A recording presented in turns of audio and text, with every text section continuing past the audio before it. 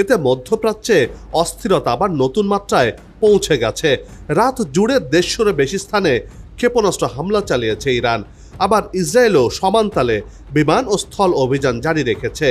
এই মুহূর্তে সমগ্র মধ্যপ্রাচ্যে অনিশ্চয়তা ও অস্থিরতা ঘন হচ্ছে, যা আন্তর্জাতিক নিরাপত্তার জন্য নতুন হুমকিতে পরিণত হতে পারে। হামলা পাল্টা হামলায় জ্বলে উঠছে দুই দেশ। প্রশ্ন আসছে, কিভাবে ইরান হামলা চালাচ্ছে, কতটা হুমকির মুখে পড়েছে ইসরায়েল, ইরান কি পারবে তার প্রতিশোধ নিতে, ইসরায়েল বা কি করছে? এসব প্রশ্নের উত্তর সহ ইরান ইসরায়েল যুদ্ধের খবরের আত্মপান্ত নিয়ে সাজিয়েছি এবারের পর্ব। বিস্তারিত জানতে পুরো ভিডিওটি দেখুন। দর্শক চলুন চলে যাই মূল ভিডিওতে।